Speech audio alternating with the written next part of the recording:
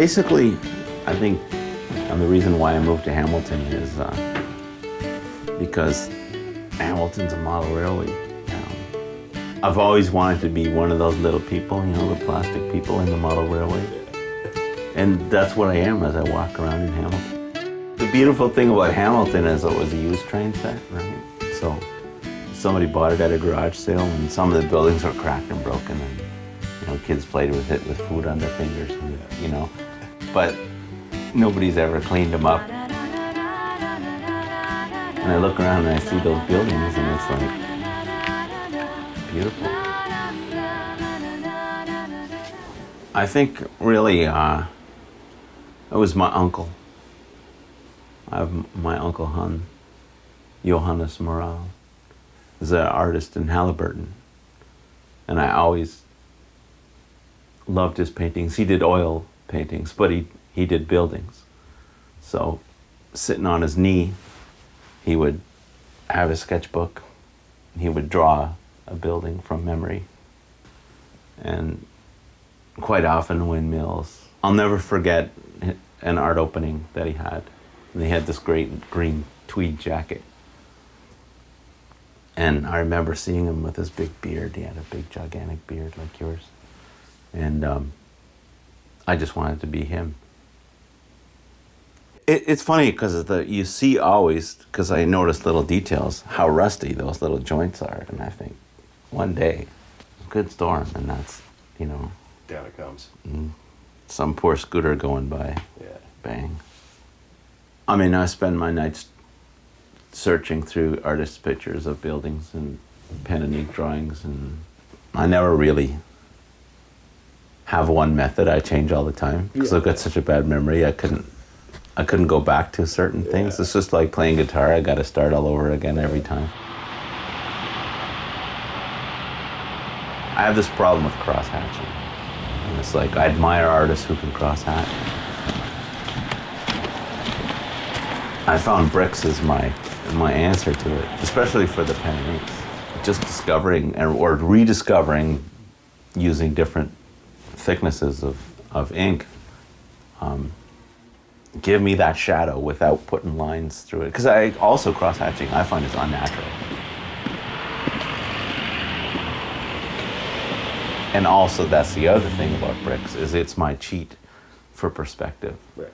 So you can tell really quickly if your perspective is off. Leonardo da Vinci would sit in a chair with books in his hands, and when he fell asleep, the books would hit the ground and wake him up. And that's when he got his best ideas, just after waking. I scan it to make prints. But I do a very light wash and very minimal colors. But now you can stick it in Photoshop and saturate the hell out of it, and you get a bright colored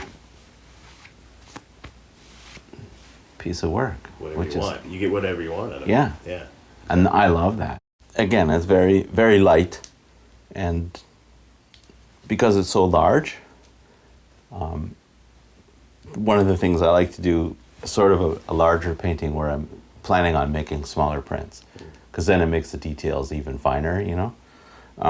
So I scanned this in, and then through Photoshop, you add some saturation and you add some contrast to it, and you get this.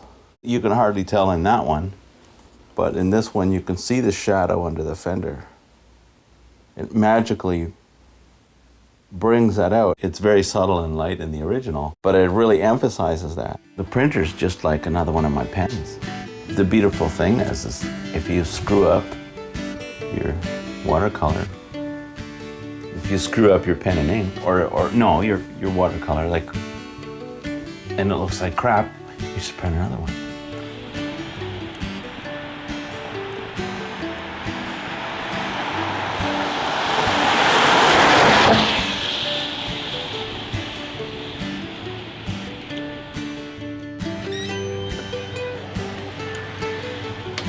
Years later, my eyesight started to go a little bit. So I got some dollar store glasses. And I put on the dollar store glasses and I looked over them and I looked in the mirror. And I thought, I look exactly like Uncle Hun.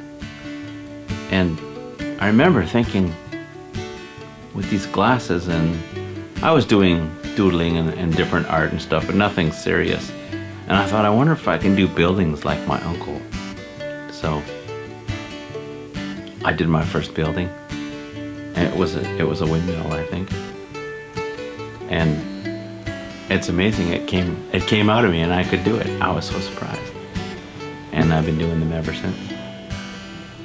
I figure since it's Kit Kat variety, might as well go for the Kit Kat haircuts. Don't you wanna live in a model railroad town, waving at the train as it circles around? Time has stopped on the hands of the station clock, and the only thing that's moving is the train. The only thing that's moving is the train. Somebody brought it home from the church rummage sale, took it down the basement, connected all the rails, painted white clouds on a bright blue sky, and the sun shines like a 60-watt light. The sun shines like a 60-watt light.